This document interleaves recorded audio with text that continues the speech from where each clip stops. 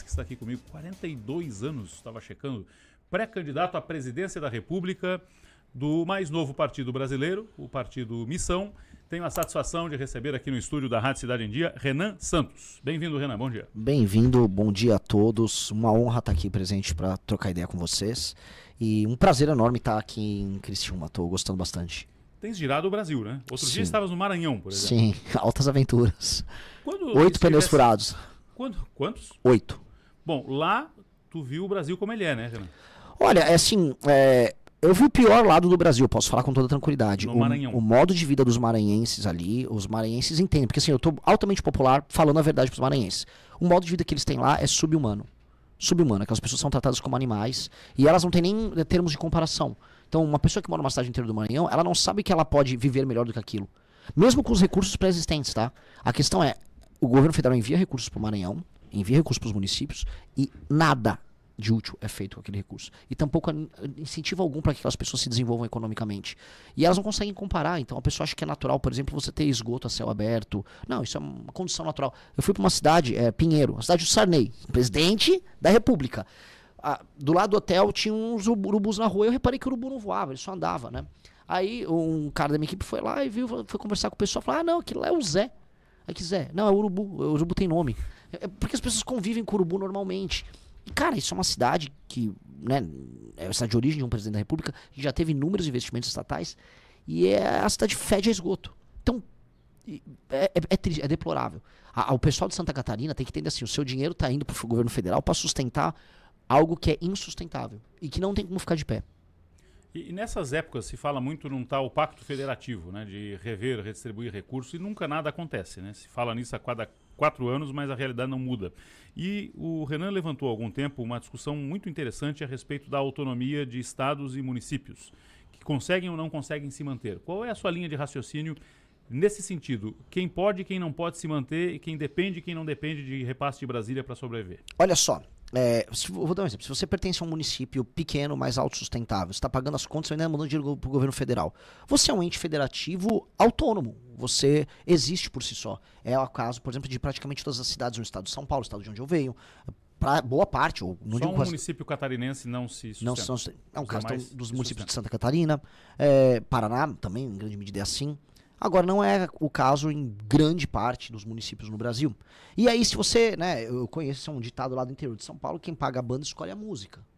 Ou seja, se você está pagando, você escolhe como as coisas são feitas. Mas no Brasil é o contrário. Quem não paga a banda, ou melhor, os estados pouco produtivos do Brasil e os municípios pouco produtivos, eles determinam como é feita a política no Brasil. Então a gente é muito mais um Brasil estilo Maranhão do que estilo Santa Catarina. Mesmo Santa Catarina pagando a conta. Isso é injusto, isso é um sistema de exploração, porque o modelo político do Brasil, aí a gente vai desde grande parte do período colonial e da formação das oligarquias locais, ele é um modelo extrativista.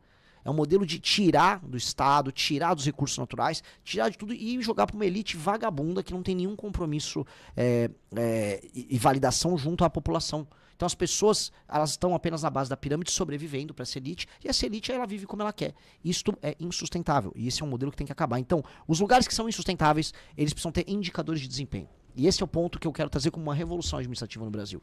Porque a política aprendeu que assim, você pode estar num município insustentável, pobre, com IDH baixíssimo, com pouca segurança e pouco trabalho. Mas se você comprar o voto das pessoas certas, seja dando emprego na prefeitura, 1 milhar de telha num período de eleição, um saco de cimento, ou dinheiro puro e simples, um show do Wesley Safadão, como é muito comum a partir do norte de Minas, você se reelege, mesmo sendo uma porcaria de um prefeito. Então como é que a gente tem que avaliar o prefeito? Muito simples, tem que ter critérios objetivos que infelizmente não será a população avaliar. Então os critérios são metrificáveis. Cobertura de esgoto, atividade econômica, que esse tem que ser o principal, aumento da atividade econômica, índices educacionais, índices de segurança, índices de saúde, por exemplo, os atendimentos na UBS. Foi bem, ganhou pontuação, o município inclusive se qualifica para receber mais emendas, para o cara fazer lição de casa. Foi mal, o prefeito fica inelegível. Ele e o partido dele naquele município, por 8 anos. Aí a porca torce o rabo. Porque aí esses prefeitos vagabundos do centrão espalhados por cidade que se comporta como parasita, eles vão ter que pular, eles vão ter que trabalhar muito para atender bem, não só as pessoas, mas respeitar o dinheiro que veio de outros lugares. E aí, aumentando a atividade econômica nesses municípios e estados, você precisa tirar menos o dinheiro de São Paulo, de Santa Catarina, do Paraná. Aí você equilibra a federação. Do jeito que tá, a federação está muito desequilibrada. Não está valendo a pena para ninguém. Mesmo. Já fosse ao Acre, Renan? Ainda vou até julho eu vou pro Acre. Porque outro dia eu li algo a respeito nessa sua métrica de lugares que não se sustentam, e aí eu puxo o Acre como exemplo, e o Maranhão acho que você colocou bem, e tem N outros estados, né? Amapá, Piauí, Roraima, Rondônia, Alagoas, enfim, Alagoas, alguns estados nordestinos também. Do ponto de vista administrativo, municípios e estados que não se mantêm, eles têm que ter o seu status revisto também? Eu acho que sim. De autonomia? Eu acho que sim. Primeiro, incorporar município, por eu exemplo. acho. Não, incorporar município é uma das coisas que são necessárias ser Hoje feitas. são 5.571. É isso, tem que cair para no máximo 2.000 e poucos. Metade. Exato, porque tem muito município pequeno completamente sustentável. E eles não têm nenhuma sustentabilidade econômica. Então por que você tem que ter? Por exemplo, se eu junto 5 municípios, eu poupei no mínimo 45 vereadores, eu poupei no mínimo 4 prefeitos. Aí teria um prefeito com 9 vereadores para pegar uma área que tinha 5 municípios. Você diminui máquina administrativa, você diminui brigas oligárquicas políticas, você facilita o trabalho. E aí entra o que eu acabei de falar, que era colocar os parâmetros administrativos. Certos municípios, estados, se eles não melhoram seus indicadores, mesmo o governo federal mandando dinheiro, aí entra um ponto. Aí você tem que colocar por pelo menos 4 anos um interventor que vai aplicar aquelas políticas. Em alguns lugares vai precisar. Em alguns lugares, pelo que eu vi rodando interiores do Brasil, você tem classes políticas que não têm nenhuma qualificação técnica, que não sabem nada sobre execução de políticas públicas, e a única coisa que eles sabem fazer é executar a emenda. O que é executar a emenda? É pegar um dinheiro que vem do governo federal via um deputado, faz esse dinheiro virar uma obra como empreiteira de um amigo, rouba um pedaço de dinheiro, entrega qualquer coisa, compra o voto da população e segue o jogo. É isso que é um prefeito em pelo menos 1.000 e tantas cidades ao redor do Brasil. Ele não faz nada, ele só administra a emenda dos outros, que é o que virou o trabalho de prefeitar. Então não dá. Não dá, isso tem que ser alterado. Porque isso está quebrando, isso é um dos elementos que quebram o Brasil e que geram esse monte de deputado inútil do Centrão que fica em Brasília achacando qualquer presidente. A função do deputado não tem que ser achacar o presidente. Ele tem que ser votar de acordo com uma matéria. Só que hoje os deputados fazem isso porque tá fácil. Porque basta pegar a emenda, executar, compra o voto da população, elege os prefeitos inúteis que vivem executando esse dinheiro e, cara, o Brasil não aguenta. Isso precisa ser alterado. Mas se o Renan se torna presidente, vai precisar do Centrão para governar. Como é que faz? Infelizmente eu vou. Como é que faz? Igual a gente pica um elefante e come, né? Por pedacinhos. Então, primeiro eu tenho que tocar minha agenda fiscal para o Brasil sair dessa rota de colisão econômica que ele está indo. Depois eu tenho que resolver a questão do crime organizado. E isso vai me tornar um presidente popular. Isso vai me dar poder político.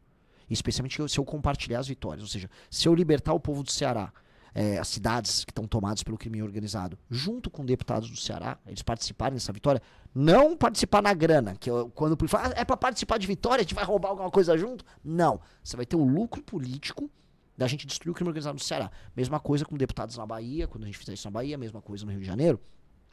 Aí eu aumento meu capital político. E onde eu vou gastar esse capital político? Nessa reforma administrativa que eu estou propondo. Que é uma reforma que seria apoiada por muitos partidos. Muitos partidos gostariam de ter isso porque hoje o jogo é muito fácil. Hoje, para um bom administrador partidário, qualquer um concorre com ele. Porque é muito fácil você ser um prefeito corrupto que compra o voto da população. Se eu torno o jogo mais difícil para um prefeito, apenas os administradores partidários mais hábeis vão vencer. Por exemplo, um Kassab iria gostar desse projeto nosso, enquanto que, sei lá, um Rueda do União Brasil não. Porque um Kassab, ele gosta do jogo mais difícil, o jogo mais complexo, porque ele é mais inteligente.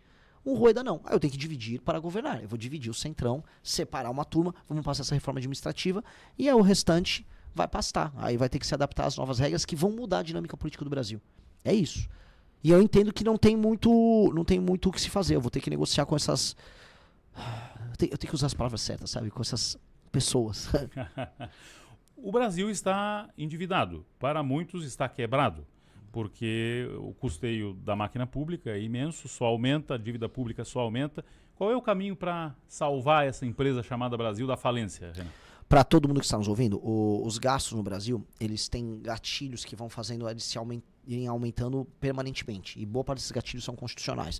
Os gatilhos previdenciários, os gatilhos, por exemplo, de reajuste. Hoje saiu uma polêmica na imprensa, porque a Folha de São Paulo disse que o Flávio Bolsonaro pretendia não mais reajustar a aposentadoria mediante o salário mínimo. Ou seja, toda vez que o salário mínimo sobe, a aposentadoria e o BPC sobem. E aí ele correu e falou, fake news, é mentira. Pô, Flávio, tem que ter coragem, irmão. A real é, nenhum país sério faz essa indexação da aposentadoria com o salário mínimo. Uma coisa é reajustar pelo IPCA de acordo com a inflação, porque aí o valor real da aposentadoria não cai. Outra coisa é eu pegar o aumento de produtividade que mede o salário mínimo e jogar, por exemplo, o BPC. Um cara vai lá, pega um laudo de autismo e ele vai ter o mesmo ganho do que uma pessoa que está trabalhando. o aumento de rendimento. Não, a gente tem que pegar e adequar a inflação, o aumento da inflação. O IPCA serve para isso. E se eu quiser dar um ganho real na aposentadoria, aí eu posso fazer um presidente da República, eu vou aumentar em tanto a aposentadoria. Mas não ter esses gatilhos automáticos. Os gatilhos automáticos, os gastos brasileiros estão estourando.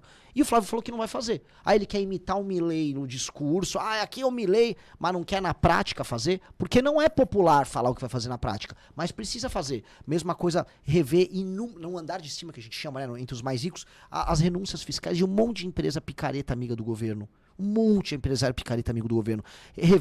Vai ter que rever Zona Franca de Manaus, vai ter que rever super salários do judiciário, vai ter que comprar essa briga enorme com o judiciário, vai ter que fundir município.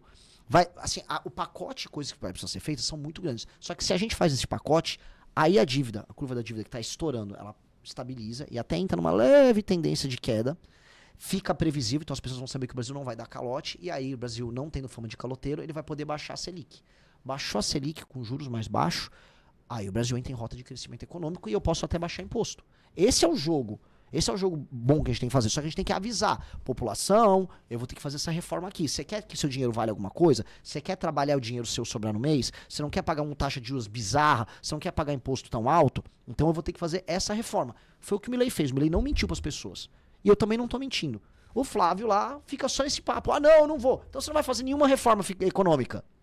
Eu juro pra você, eu não quero ficar criticando o cara, porque a gente critica o Lula. O Lula fica aumentando imposto, fica rolando pra lá e pra cá com mentirada. E essa porcaria desse modelo do arcabouço fiscal do Haddad só nos rendeu isso. A diminuição de competitividade e aumento de imposto. O Flávio fica falando, eu vou fazer uma tesourada. O que é uma tesourada? É quando ele vai falar, não, mas entra no detalhe. Não vou falar. Aí também é fácil. Aí é fácil. Então é La garantia sou eu. Ô, Renan, o que fazer em relação, já que citasse a Previdência, né? A Previdência tem salvação no modelo atual, porque quem hoje está trabalhando, contando com a aposentadoria amanhã depois, anda com cada vez menos esperança que vai conseguir se aposentar. Não, o modelo previdenciário nosso é um modelo falido.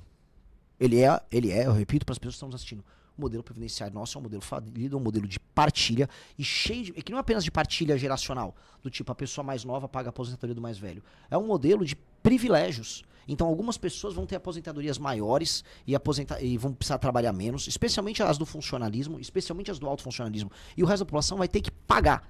Também há uma parte da população hoje que não está arrecadando nada. Ela está hoje vivendo, às vezes, de bolsas, auxílios, e vai querer se aposentar em algum momento. E aí?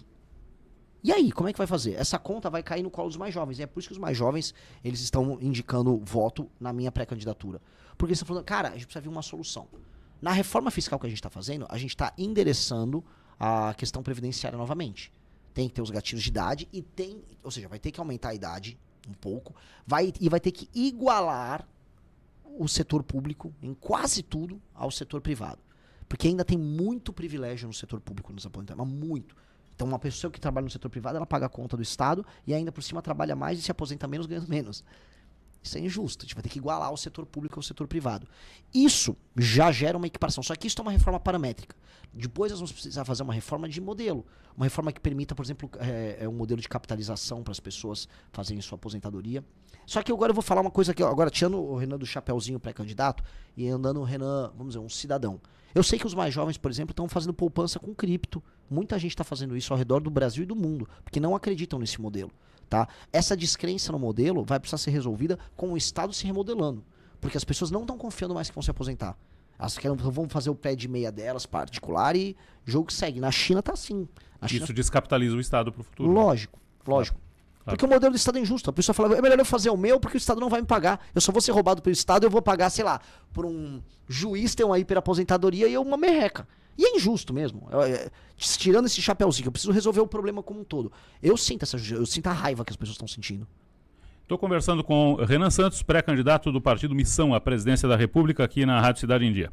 Ô Renan, judiciário, já que falasse no judiciário na questão dos privilégios, gastos, numa visão global, o judiciário nessa esfera administrativa, mas também o judiciário execução, atividade, Supremo, tem que ser reformado, sua visão do Supremo na atualidade? Supremo, eu já falei qual seria o meu pacote de reformas para o STF. Primeira coisa é que o STF tem que ser apenas uma corte constitucional e não tratar de nenhum tema que seja uma Constituição. Ou seja, ele não pode ser a última instância, um último tribunal. Né? Então ele tem que ser separado do sistema judiciário, ele só pode julgar a matéria constitucional. O Supremo brasileiro recebe 50 mil ações todos os anos. Isso desculpa, 8 mil ações todos os anos. É um número absurdo. Isso tem que cair, igual nos Estados Unidos, para 50. Os Estados Unidos tem 50 na Suprema Corte, a gente tem 8 mil. Então isso tem que diminuir muito. E isso como? Só matéria constitucional. 2, o tribunal político, que hoje é o STF, por conta de ser uma espécie de foro privilegiado, ele tem que acabar, porque isso faz com que o STF tenha poder de mando sobre os senadores e deputados, que eles têm medo, né? Eles têm medo de pedir o impeachment de um ministro do STF, porque eles têm ações contra os caras. Tem que ter uma corte específica, um tribunal político, feito por desembargadores de carreira, que são sorteados e que ficam no máximo 2 anos, julgando os políticos.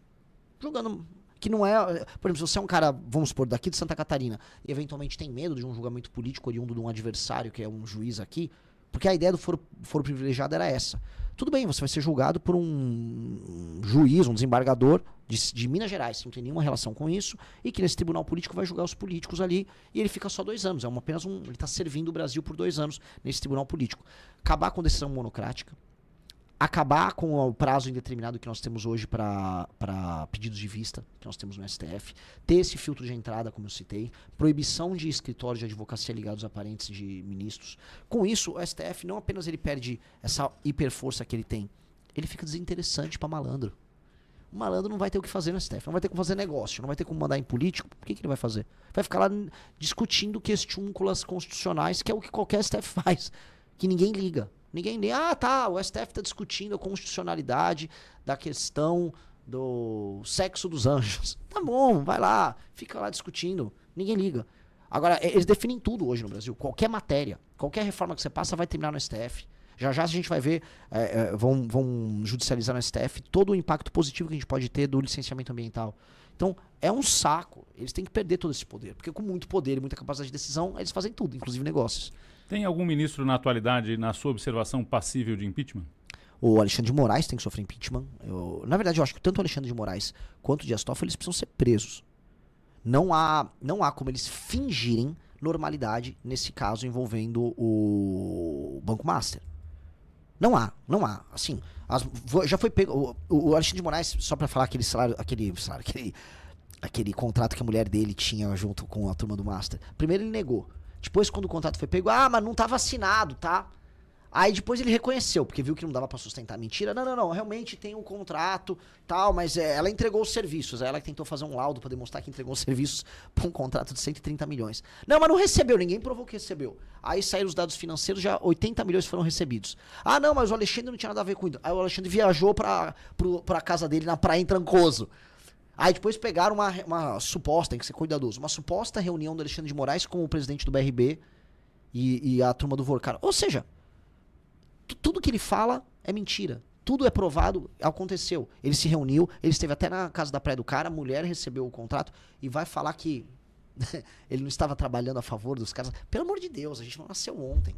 Né? E em condições normais de temperatura e pressão, ele tinha que pedir pra sair. Mas ninguém pede pra sair ali, muito pelo contrário, eles dobram a aposta. O Gilmar Mendes foi pra cima do Alessandro Vieira. Ontem, ou anteontem, o Zema fez um vídeo lá, um vídeo bobinho, tinha nada de mais vídeo. Aí não, vai colocar no inquérito da fake news. Eles estão malucos. É um negócio doentio, esses caras estão doentes. E a sociedade precisa reagir. O problema é que a sociedade não quer reagir.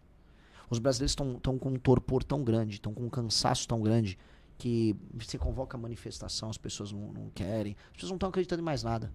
As pessoas elas não estão nem ligando. Isso é preocupante. E sobre, ainda olhando a ótica do judiciário na atualidade e ações recentes polêmicas, a prisão do Jair Bolsonaro, na sua opinião? O Jair Bolsonaro, ele, a meu ver, não só a meu ver, as provas nos levam a isso. Ele tentou, de fato, uma desconstituição da ordem. Ele convocou os ministros, os generais, os chefes das Forças Armadas para uma tentativa de ruptura, que foi elevar a minuta do golpe, foram as reuniões que ele fez com o Frederico Gomes. Só que o processo contra ele, esse é o problema de tudo, ele é eivado de nulidades. Como o processo com aquelas pessoas que foram presas no dia 8 é eivado de nulidades. E quando eu falo disso, eu não estou falando do dia 8. O Bolsonaro tentou fazer o dia 8. Eu acho que não tem relação do Bolsonaro com o dia 8. O que teve são as coisas que aconteceram antes do dia 8.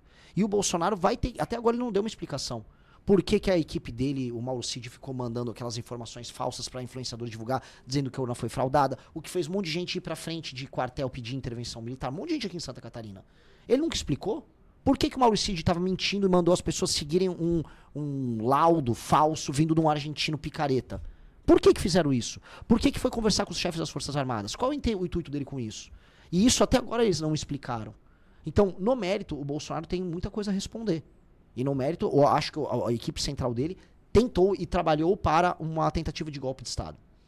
Isso não tem nada a ver com o dia 8. Agora, na forma, era eivado de nulidade. Então, eu defendo, como a gente defendeu no Congresso com o Kim Kataguiri, a dosimetria. E ainda tem um outro elemento. O Bolsonaro está muito doente. Quem conhece um pouco o entorno dele sabe que ele tá mal. Pô, no mínimo, dá a prisão domiciliar e diminui a pena do cara. O cara tá muito doente. E eu falo isso aqui, que eu sei que eu perco o voto falando isso. Porque as pessoas querem assim, não, ele é um herói nacional, solta ele. Especialmente em Santa Catarina. Eu não acho que ele é herói nacional nenhum. E eu acho que as pessoas têm que ser responsabilizadas por seus atos. Inclusive, a característica distintiva do povo daqui e de uma pessoa conservadora é achar que as pessoas têm que ser responsáveis pelos seus atos. Quem, por exemplo, no dia 8, por mais que eu não ache que... Parece que eu acho que aquelas pessoas caíram numa armadilha. Aquelas pessoas invadiram, de fato, o Congresso, invadiram, de fato, o STF, invadiram os prédios nacionais, o Palácio do Planalto, e quebraram tudo. E invadiram um prédio de um governo federal em qualquer nação do mundo da cadeia.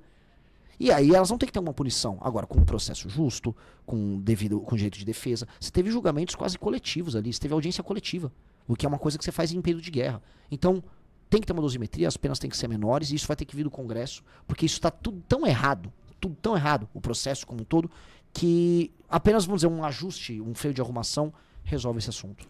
Renan, você fez parte daquele Brasil que apostou no Bolsonaro? Você votou no Bolsonaro na outra? Não? Eu votei no Bolsonaro em 18. Em 18. Mas eu nunca tive otimismo com relação ao Bolsonaro. Não? Eu conheci o Bolsonaro antes. Eu sabia que ele era um cara problemático, eu sabia que ele era um deputado preguiçoso. Aquele papo, não, ele era isolado. Cara, o deputado Kim Kataguiri do nosso partido também é isolado e ele passou um monte de projeto. Eu percebia que havia algo de muito estranho na forma como ele conduzia o grupo político dele. Sempre foi um cara difícil de lidar. E sempre foi um cara do centrão. As votações dele dão conta disso. Mas tudo bem, era um processo que estava rodando. O Paulo Guedes tinha aparecido. Poxa, depois veio o Moro quando ele entrou. Havia um otimismo no ar e a gente queria apoiar esse otimismo.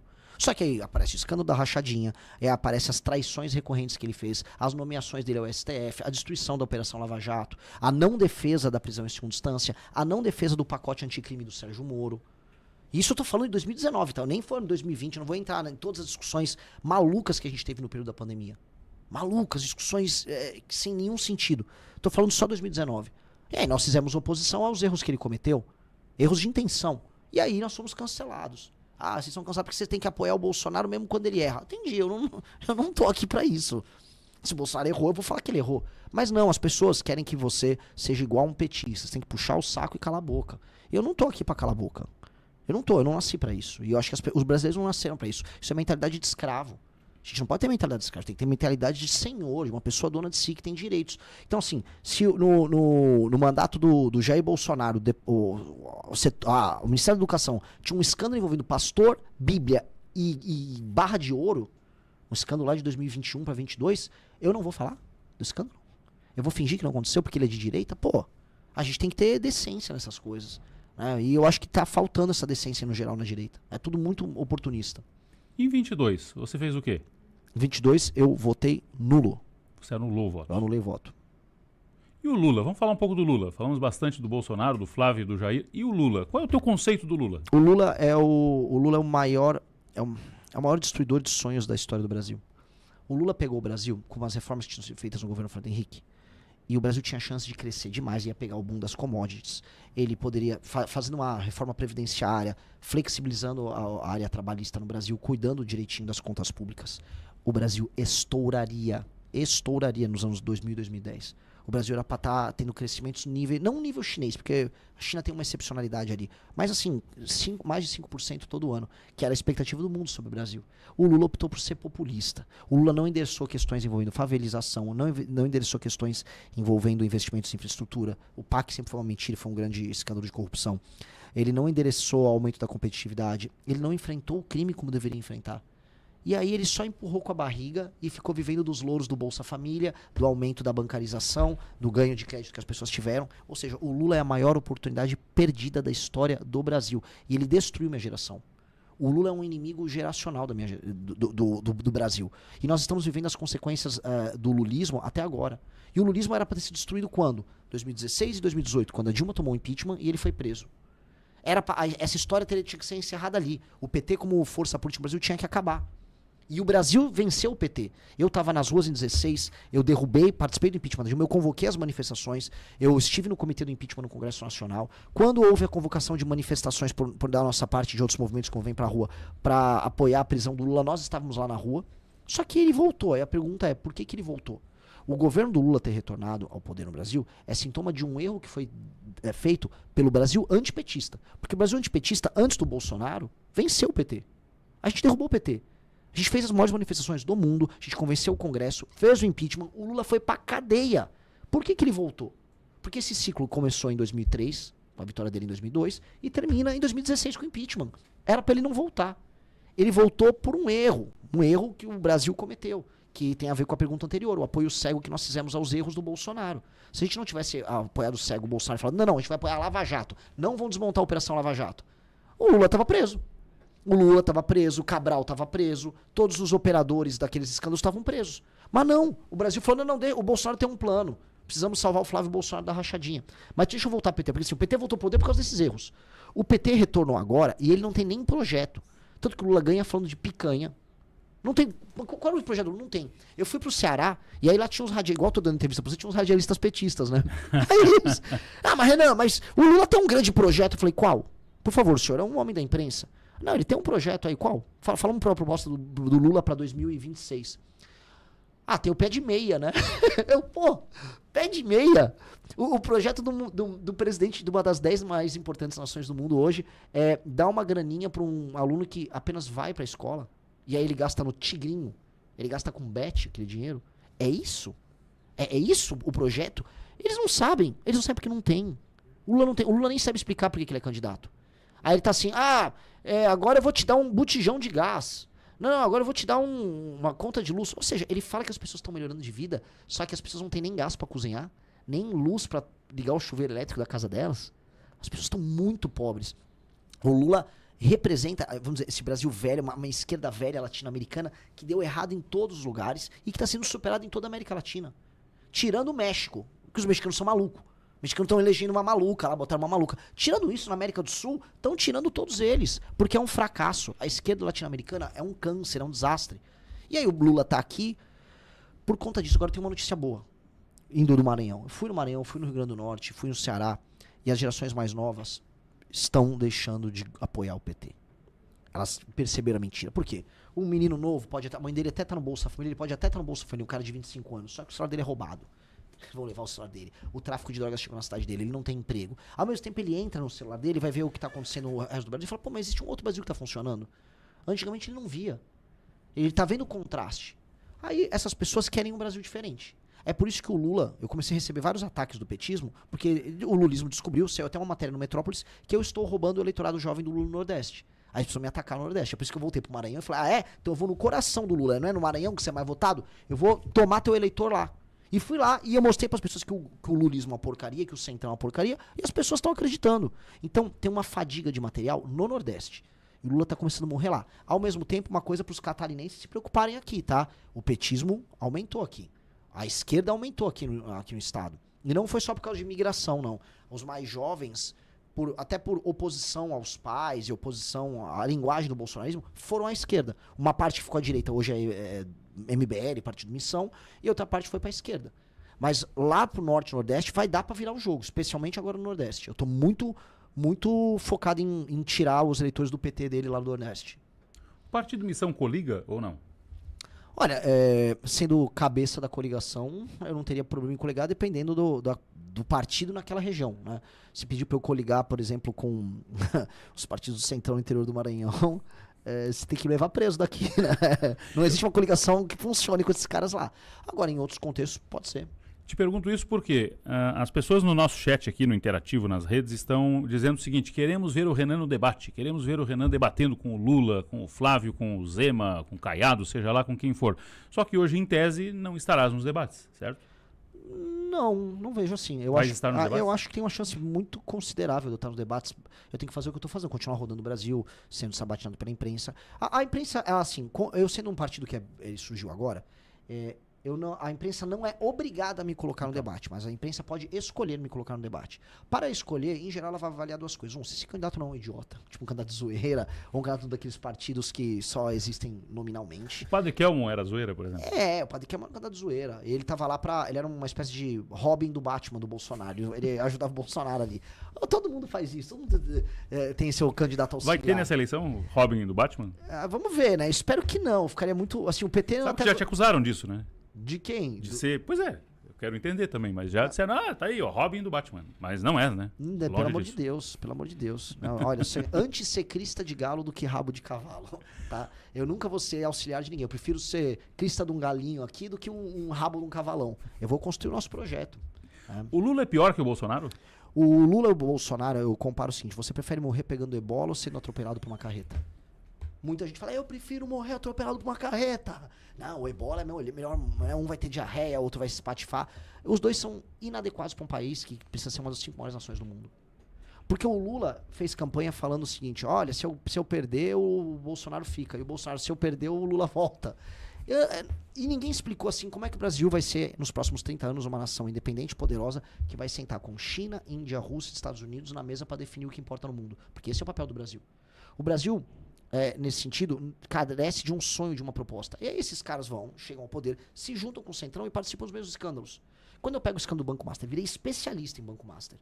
Se for entrar no detalhe, ele começa com o PT da Bahia, o escândalo, que é o que era de sexta. É um produto que é surgido com o PT da Bahia. E aí ele cresce nacionalmente dentro do governo Bolsonaro, através do lobby feito com Ciro Nogueiras e gente daquele governo. Houve um decreto de 2022 do João Roma, que estava no governo Bolsonaro, uma MP, que aumenta a possibilidade de descontos em crédito consignado, que aumenta o crédito sexta. Inclusive a CPI do INSS checou isso. Esses descontos malandros que estavam acontecendo rolaram em cima também de um MP que saiu do governo Bolsonaro. No governo do Tarcísio e no governo do Ratinho, tô falando agora de direita, né? O Tarcísio como consequência do Bolsonaro, rolou ali uma privatização DEMAI envolvendo Nelson Tanuri e a turma do Banco Master, que até agora não dá pra explicar. Tá? Assim, aquilo é bem criminoso. Aquilo é parte integrante do escândalo do Banco Master. Isso é a parte que concerne o bolsonarismo. Aí, agora a gente vê lobby dentro do governo Lula, da parte do Banco Master, ministros do governo Lula, que foram ministros do STF, como o Lewandowski, recebendo dinheiro do Banco Master. O Guido Mantega claramente recebia um contrato de consultoria para, vamos ser sinceros, vou tomar processo, mas para supostamente abrir acesso ao Vorcar ao Lula, né? Porque ele, inclusive, apresenta o Vorcar ao Lula. E então, o que eu quero dizer? Os escândalos de corrupção aconteceram nos dois governos. Os mesmos escândalos. Então eu vou ficar diferenciando? Não, o Brasil precisa de algo muito diferente. Muito diferente. O PT aparelhou o STF, o Bolsonaro queria usar as Forças Armadas a favor dele. É sempre a mesma coisa. Só muda o estilo, entendeu? Um aparelha via Forças Armadas. Como foi o caso do Bolsonaro, quis usar a Polícia Federal para proteger ele, a turma dele e perseguir inimigos. Eu fui perseguido pela BIM do Bolsonaro. O Kim Kataguiri, que é nosso deputado, foi de maneira ilegal monitorado pela BIM.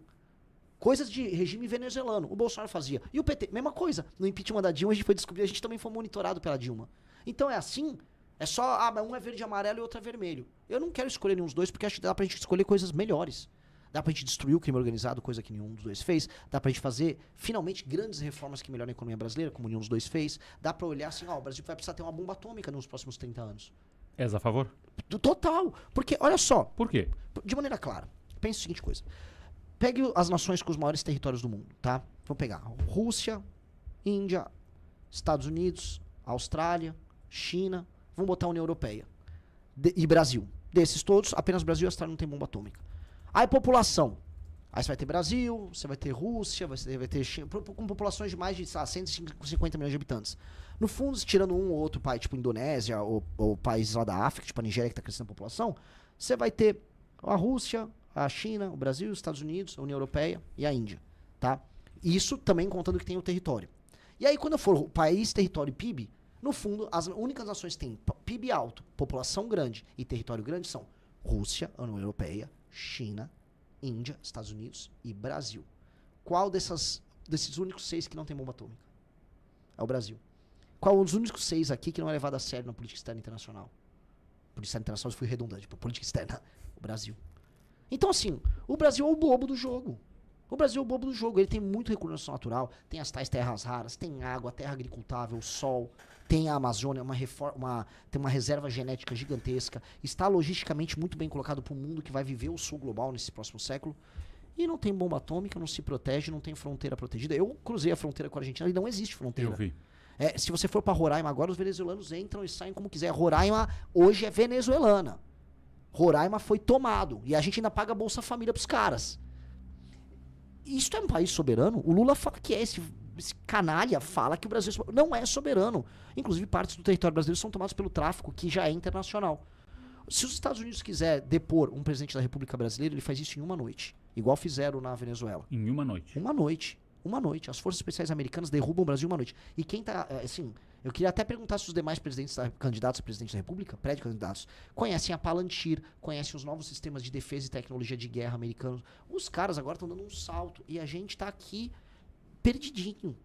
Se a gente não se adaptar a esse novo mundo que tá vindo aí, eu vou falar, o Brasil acaba. O que vai acontecer? Num conflito cada vez mais quente entre Estados Unidos e China, o Brasil pode ser alvo de uma partilha. Igual já aconteceu na história da humanidade muitas vezes. Isso aqui fica zona de influência chinesa, isso aqui fica zona de influência americana. A gente pode ver esse tipo de coisa acontecer. A Venezuela foi isso. Estava como zona de influência chinesa até ontem. Agora os Estados Unidos invadiram lá. Os Estados Unidos querem que a Groenlândia seja deles. Os Estados Unidos estão olhando para a América Latina agora como uma reserva estratégica. Qual é o nosso papel nisso? Ser vassalo? A gente vai precisar se armar. Eu tô avisando isso e assim... Tô avisando igual o Churchill avisava pros ingleses na véspera da Segunda Guerra Mundial. Vamos precisar se armar, esse Hitler que tá aí vai dar problema. O Enéas tinha razão? Sobre bomba atômica, sim. O Enéas era um soberanista. Eu posso discordar pontualmente em alguns elementos de política econômica, tal dele. Dito isso, tem uma questão que nos une. O Enéas era um soberanista, ele acreditava num papel... Te inspira nele, Renan? Nesse ponto, com certeza. Porque tu fala rápido, tu só não fala alto que nem ele, mas tu fala rápido. Poderia falar mais alto, isso, né? Isso. Não precisa, tá bom assim. Mas eu digo que pela exposição do conteúdo vista aqui, a forma como você expõe, me parece que tu tens uma certa inspiração no legado dele, ou não? Olha, eu fiz meu pai votar no Enéas em 94. Né? Eu enchi o saco do meu pai. Ainda, né? Não votava, eu tinha 10 anos. Mas eu enchi o saco do meu pai e da minha mãe pra votarem nele. Meu primeiro voto pra deputado federal em 2002 foi no Enéas. Não acho que ele foi um parlamentar bom, tá? No parlamento ele não... Ele não mandou bem. Dito isso, ele tinha essa noção que eu tenho, que eu vou, até pra não parecer um cara negativo com todo mundo, que eu vejo o Aldo Rebelo também tem. Eu li o livro do Aldo Rebelo, ele é pré-candidato à presidência. Uma noção otimista sobre o passado e o futuro do Brasil. E o Enéas tinha isso. A gente saiu, o Brasil é a maior experiência tropical do mundo. Né? Todo mundo fica, eu queria ser colonizado por holandeses. Sei, papo de boiola, papinho furado. Foram os Portuga que conseguiram construir esse negócio, que é uma nação de dimensões imperiais, em área tropical, possível, funcional. E é a maior experiência tropical do mundo, que tem que ser a maior nação tropical do mundo. A única nação do tal do sul global a criar uma cultura própria, com fusão de matrizes europeias, africanas, com os povos nativos. A gente tem que ser muito otimista sobre isso. Se a gente resolve nossos problemas econômicos, administrativos e se arma e se protege, o Brasil será uma das 5 maiores nações do mundo. E aí eu jogo esse desafio para todo mundo que fala que o Brasil não é de nada. Veja, estamos no ápice da civilização humana, no ápice do gênio humano. O mundo indo para Marte, indo para a Lua. Imagine um cenário em que nos próximos 30 anos, no ápice da história humana, um povo nosso que a gente vive se zoando, nós somos uma porcaria, ser uma das 5 maiores nações do mundo. Nós temos tudo para ser.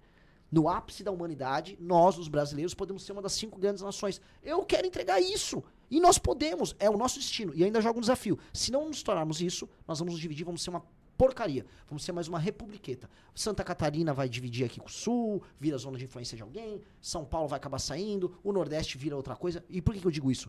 Porque, na prática, a federação como tá hoje não vale a pena. Não vale a pena nem pro maranhense, nem pro catarinense. Renan, pena de morte e prisão perpétua. O que pensas a respeito? Eu sou, em termos valorativos, favorável. Eu acho dois? Aos dois. Eu acho que certas pessoas não têm recuperação. Certos crimes não têm recuperação. Renan, mas você é cristão. Eu falo assim, aí, cara, eu vou ter meu julgamento final. Aí, se eu tiver errado, aí eu que vou pagar. Agora, aqui, nesse mundo terreno, tem pessoas que merecem uma punição capital. Aquele homem que estuprou... Posso falar essas palavras aqui? Pode. Que violentou, né, uma freira de 82 anos. Horrível aqui. O que levou aquele homem a fazer isso? Foi apenas desejo sexual? Não foi. Existe recuperação para um ser humano desse? Óbvio que não. Ele torturou aquela mulher. Ele matou ela com pauladas, com um caibro. Esse cara ele tinha que ser, né, do ponto de vista orgânico, ele tinha que ser decomposto. Né? Não tem o que fazer. Agora, isso infelizmente, é cláusula pétrea. Então, o que eu faria já com a legislação que nós temos, sem alterar totalmente a Constituição, fazer uma Constituição nova, é aumentar muito as penas. Mas muito, muito. Fazer com que esse cara nunca mais saia da cadeia. E isso dá pra fazer. Renan, presidente, acaba com todos esses programas sociais, Bolsa Família e os outros mais ou não? Não, eu reformo. Eu tenho que reformar. Eu reformo porque é o seguinte, você tem lugares no Brasil que não existe atividade econômica. E aí eu coloco aqui, assim, vou pedir um pouco de e é difícil eu pedir essa generosidade pro povo de Santa Catarina que tá pagando a conta. Vocês estão pagando muita conta e vocês são altamente produtivos quando comparados com o resto do Brasil. Agora, quando eu rodeio o interior do Maranhão, tem cidades inteiras que não tem nenhuma atividade econômica. E não é que o cara não quer. Eu entrevistei uma família. Eles falaram assim, não, a gente tem uma agriculturazinha aqui.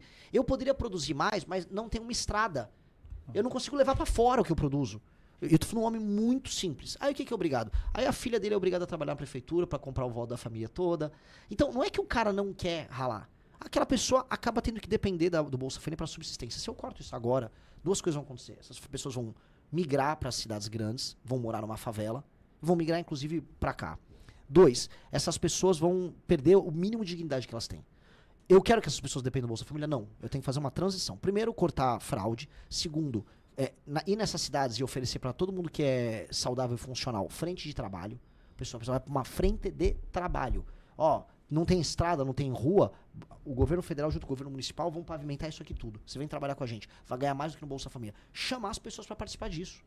Botar essas pessoas para trabalhar. Porque aí, o cara aqui de São Paulo, de Santa Catarina, ele vai ver e falar, pô, peraí, meu dinheiro tá custando ainda caro, mas meu dinheiro tá valendo alguma coisa. Porque o que não dá é pra uma pessoa receber sem fazer nada. E terceiro, aí sim, você botar uma política de metas que conte para o administrador público a redução de número de pessoas em bolsa. Aquele município vai receber mais dinheiro do governo federal caso o número de pessoas nas bolsas diminua. Isso é um critério de avaliação. E aí, com esse critério de avaliação, a gente vai fazer com que o prefeito foque em fazer empresas se instalarem ali, as pessoas empreenderem mais, não dependerem dos auxílios, para a prefeitura ter mais recursos. Esse é o jogo de estímulos. Tá? Para que no longo prazo a gente não dependa tanto de uma coisa como Bolsa Família. Agora, eu não sei se eu estou me alongando nas respostas, me corrija, por favor. Há um problema, e eu vou jogar aqui, é um problema que vai chegar para vocês aqui de Santa Catarina, eu vou colocar gente lá de São Paulo, que minha família é de São Paulo, para todo mundo, eu vou botar o problema aqui na mesa. A inteligência artificial tá vindo aí, e aí você vai começar a ver empregos em massa desaparecendo. Muitas pessoas vão conseguir se adaptar, outras não. E aí a gente vai começar a ver pessoas de classe média precisando de auxílios. É um mundo novo que tá vindo aí. Pra gente sobreviver esse mundo novo, o Brasil vai precisar investir muito em tecnologia. Mas muito, muito. E hoje isso não existe, né? Então, algum presidenciável tá falando isso? É a pergunta que eu deixo. A gente vai precisar. Marcos para startups, marcos regulatórios, trazer data center pro Brasil, só a gente tem energia barata. Ou seja, tem muita coisa a fazer aí para esse problema não atingir as pessoas que hoje são produtivas. Renan, bom te receber aqui, desejar sucesso, uma boa jornada pelo país, uma boa campanha e que o Brasil se salve disso tudo. Muito obrigado, Renan. Muito obrigado, espero não ter assustado as pessoas aqui. A repercussão tá muito boa aqui, viu? Mas eu prefiro falar a verdade sempre. Inclusive falar assim, ó, tá errado isso, tá errado aquilo. Como eu prefiro ser sincero e você não gostar de mim do que você gostar de mim sendo enganado. Essa é a minha regra.